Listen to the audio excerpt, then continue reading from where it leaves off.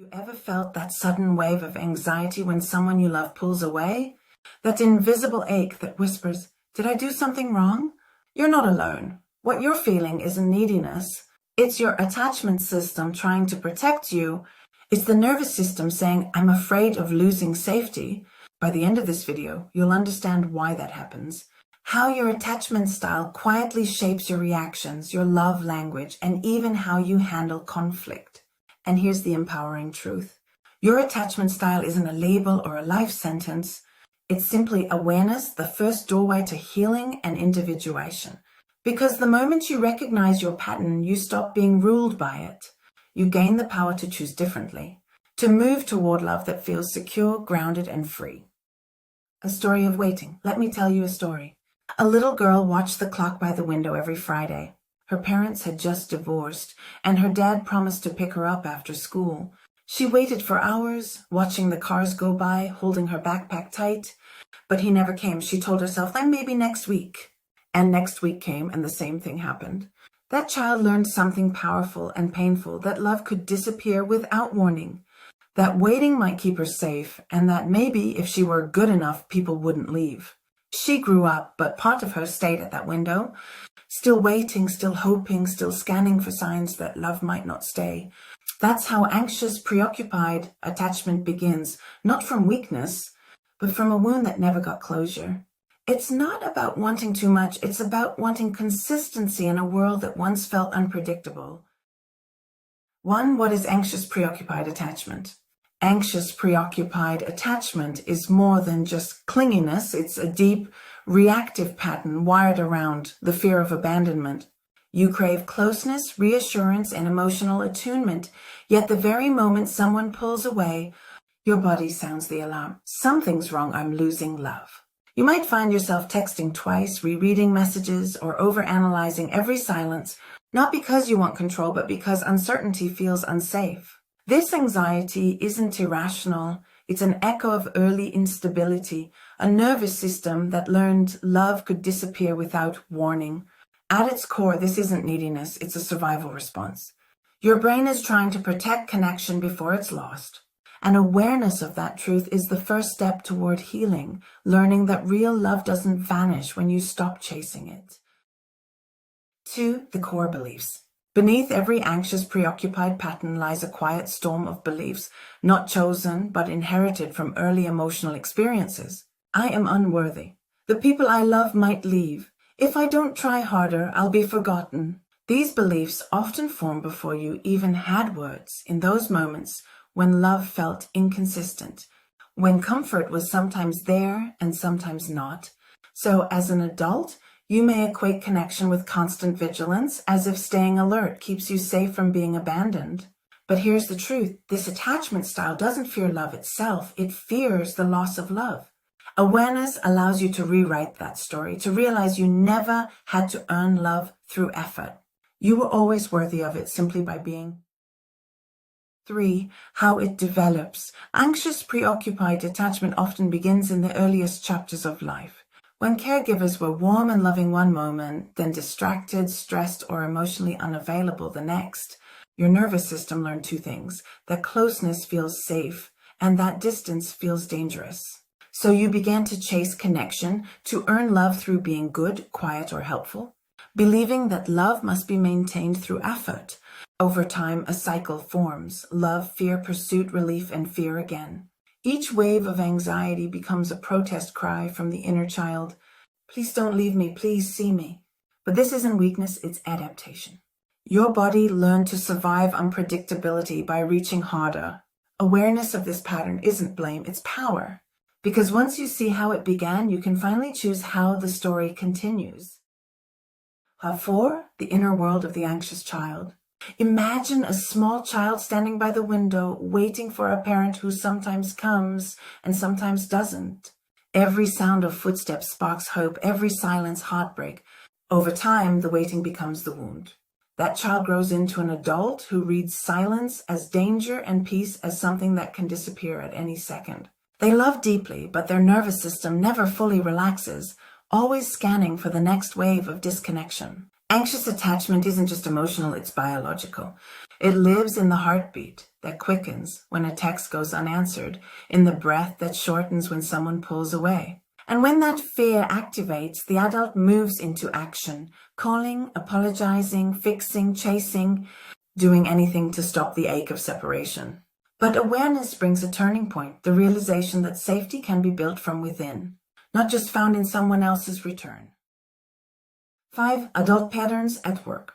In the workplace, anxious-preoccupied attachment often hides behind words like dedicated, helpful, or team player.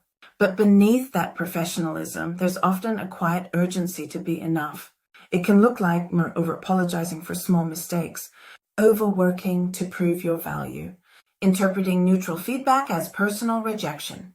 It's not just ambition, it's the nervous system whispering, if I keep everyone happy, I'll stay safe. I won't be left out. You measure your worth through approval, checking for reassurance in performance reviews or praise. And while that validation soothes you for a moment, peace never lasts, because your sense of security still lives in someone else's hands. But awareness changes everything. When you begin to anchor your value internally, you realize you were never working for approval. You were working to remember your own worth. 6. Adult patterns with friends. In friendships, anxious-preoccupied attachment often shows up as over-effort.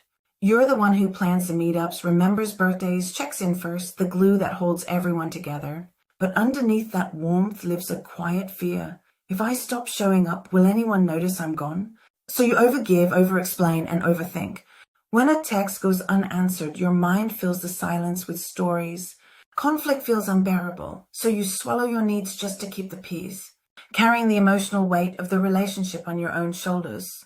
Your loyalty runs deep, but so does the fatigue, because your nervous system is always scanning for subtle signs of rejection. The healing begins when you realize true friendship doesn't have to be earned through effort. It thrives in mutual care, where you're loved not for what you give, but for simply being you. 7. Adult patterns in romantic relationships. In love, anxious-preoccupied individuals often live between two emotional poles, hope and panic. You fall fast and bond deeply, but once intimacy feels real, every small pause or change in tone can feel like a warning sign. You might start overthinking, rereading messages, or worrying, am I being too much? A partner's need for space can awaken that old familiar ache, the child inside whispering, they're leaving me. So you react, trying to fix, to please, to chase connection, doing anything to restore emotional safety. But ironically, those efforts can push the other person further away, reinforcing the very fear you were trying to prevent. This isn't weakness, it's wiring. It's the nervous system reacting to space as danger. What looks like clinginess is really a cry for safety, and healing begins the moment you stop judging that part of you and start comforting it instead. 8 red flags to watch. Anxious, preoccupied attachment often hides behind good intentions, but when left unchecked, it can quietly drain your peace. You feel responsible for everyone's emotions. You fear being forgotten or replaced. You replay conversations, analyzing every silence or tone shift, and you may find yourself drawn to emotionally unavailable partners because the chase feels strangely familiar. These aren't character flaws, they're old survival strategies. Once upon a time, this hyper-awareness helped you stay connected to read danger before it arrived. But what once protected you can now keep you trapped. Healing begins when you notice these patterns without judgment and gently remind yourself, I don't have to earn safety anymore. I can create it. Awareness turns red flags into invitations to slow down, breathe, and choose differently. 9. The turning point from reaction to regulation. Healing begins in the space between fear and action. That brief pause where you notice the impulse to text, to fix, to chase, and gently ask yourself, what am I afraid will happen if I don't? You're not clingy. You're trying to feel safe. You're not too emotional. You're deeply attuned. Your sensitivity isn't the problem. It's the signal. What it needs is regulation, not rejection. Therapy, mindfulness, and inner child work help you rewire that survival response, teaching your body that calm doesn't mean abandonment and silence doesn't mean danger. With time, your nervous system learns a new truth. Stillness can be safety, connection can breathe, and love doesn't have to be chased to be kept.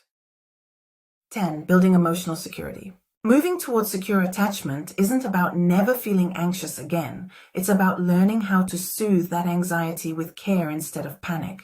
Regulate before you reach. Pause. Take 3 deep breaths before you react or send that text. Boundaries heal fear. Practice expressing your needs without apology because clarity creates safety. Anchor in self-trust. Keep the small promises you make to yourself each day.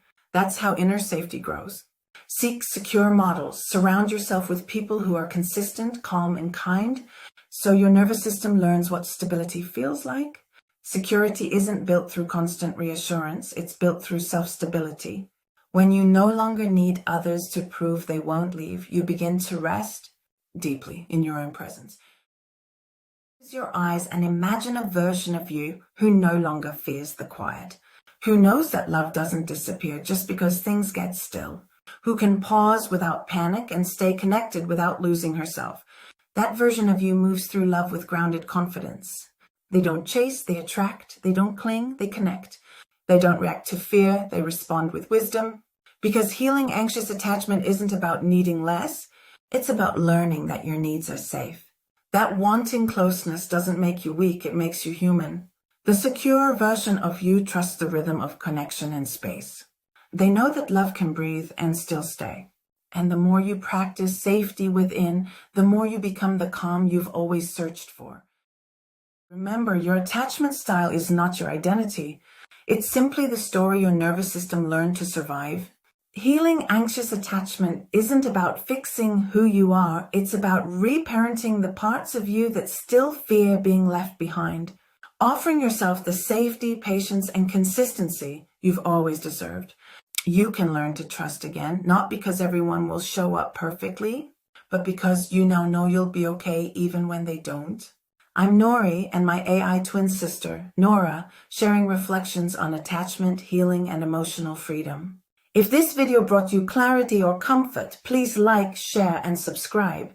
Because when we heal the fear of abandonment, we don't just find peace. We find power, the kind that begins within.